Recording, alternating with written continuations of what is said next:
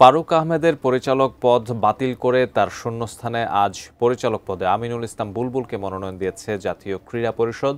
বাংলাদেশ জাতীয় দলের সাবেক এই অধিনায়কের বিসিবির সভাপতি হওয়াটা শুধু সময়ের ব্যাপার। নতুন সভাপতির অভিষেকের অপেক্ষা এখন BCB. Mirpur Sher e Bangla cricket stadium থেকে বিস্তারিত জানাচ্ছেন সহকর্মী শেখ তানভীর হাসান আরিব। আরিব, আজ বিকেলে বিসিবি পরিচালনা পর্ষদের সভা হওয়ার কথা ছিল। উক্ত সভা সম্পর্কে কি তথ্য জেনেছেন আপনি? বিসিবি থেকে সবশেষ যে আপডেট, এখানে যেই বোর্ড মিটিং হওয়ার কথা ছিল সেই মিটিংটি কিন্তু এরই মধ্যে শুরু হয়েছে এবং বোর্ড পরিচালকরা চলে এসেছেন। এবং সবশেষ তথ্য যেটি আমার কাছে আছে যে আমিনুল ইসলাম বুলবুল, যাকে আসলে ধরা হচ্ছে বিসিবির পরবর্তী সভাপতি ফারুক আহমেদের স্থলাভিষিক্ত যিনি হবেন, তিনি কিন্তু এরই মধ্যে বিসিবিতে এসে প্রবেশ করেছেন এবং মিটিং কিন্তু শুরু হয়ে গেছে।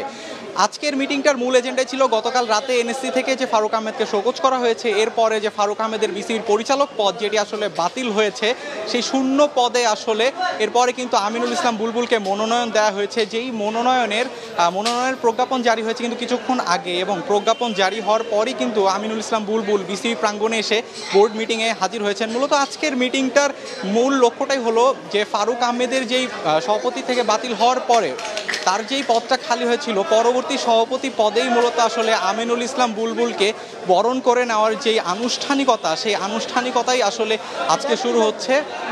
এবং হয়তোবা খুব কিছুক্ষণের মধ্যেই বোর্ড পরিচালকদের মিটিংটা শেষ হওয়ার পরেই কিন্তু আমরা আসলে জানতে পারবো যে আমিনুল ইসলাম বুলবুলকে আসলে পরবর্তী সভাপতি হিসেবে আমরা বরণ করে নিতে পারবো। আসলে ফারুক আহমেদ গত 9 মাস আগে যখন আসলে বিসিবিতে এসেছিলেন, এরপরে কিন্তু তার বিরুদ্ধে অনেক ধরনের দুর্নীতি এবং নানা রকমের অভিযোগ এবং এসেছিল।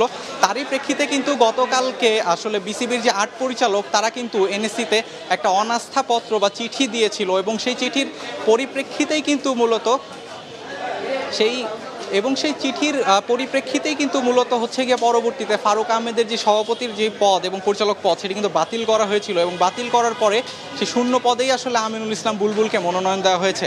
আমরা যতদূর জানি যে আমিনুল ইসলাম বুলবুল কিন্তু হচ্ছে গিয়ে আইসিসির একটি পদে কর্মরত আছেন, তবে আমরা যতদূর শুনতে পেরেছি তিনি আমাদেরকে জানিয়েছেন যে সে হচ্ছে আইসিসি থেকে 3 থেকে 4 মাসের ছুটি নিয়ে কিন্তু আসলে বিসিবির এই পদে হচ্ছে গিয়ে তিনি সভাপতি পদে অভিষিক্ত হবেন এবং পরবর্তীতে তার দায়িত্ব হবে বিসিবির পরবর্তী যে নির্বাচন সেটি আসলে দেওয়া, এবং পরবর্তীতে বিসিবির যে নতুন প্রেসিডেন্ট সেটি আসলে তার হাত ধরে আসবে। এই ছিল আপাতত মিটিং চলছে এবং এই ছিল আমার কাছে বিসিবি থেকে সবশেষ তথ্য, এবং মিটিং শেষ হলে আমরা পরবর্তী সভাপতি সম্পর্কে আরও বিস্তারিত জানতে পারবো।